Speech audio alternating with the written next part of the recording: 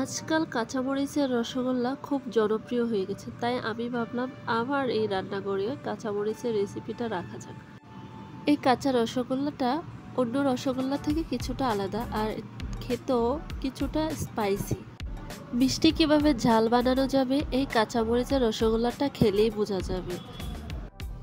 কাঁচামরিচের রসগোল্লা বানানোর জন্য আমি একটা কাপে 2 টেবিল চামচ ভিনেগার আর 1 টেবিল চামচ পানি মিশিয়ে নিয়েছি।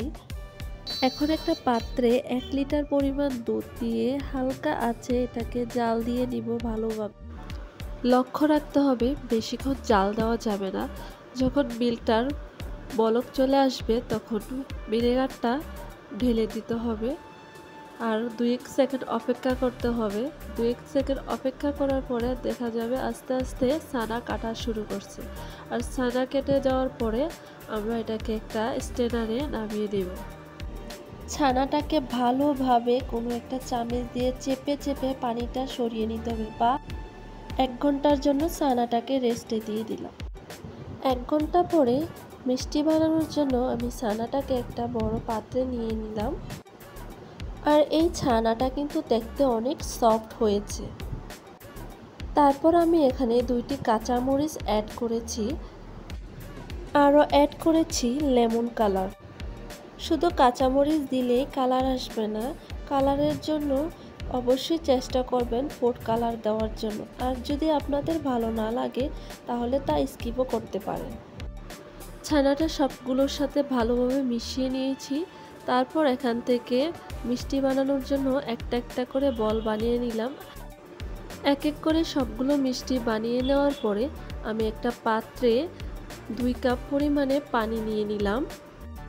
তারপর এতে অ্যাড করে দিলাম 1.5 কাপ পরিমাণে চিনি।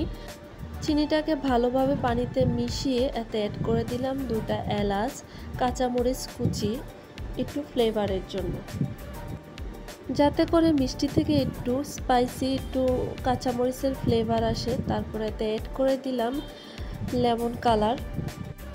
এখন এই চিনি শিরাটাকে মাঝারি আঁচে ভালোভাবে জাল দিয়ে নিব। এখন চিনি শিরাতে সবগুলো মিষ্টি দিয়ে দিব আর 10 মিনিটের জন্য ঢেকে দিব। এই 10 মিনিটে আমাদের মিষ্টি ফুলে ডবল হয়ে গেছে আর দেখতেও দারুণ একটা কালার এসেছে। 1 ঘন্টা রেস্টে দিয়ে এটাকে সুন্দরভাবে পরিবেশন করা যাবে। আর পরিবেশন করার পরে কিন্তু মিষ্টিটা দেখতে দারুণ হয়েছে। এখন চলুন এটা কেটে দেখি এটার ভিতরে কতটা নরম হয়েছে। রেসিপিটি ভালো লাগলে চ্যানেলটা সাবস্ক্রাইব করে দিও। আজকের মতো বিদায় জানাচ্ছি। আল্লাহ হাফেজ।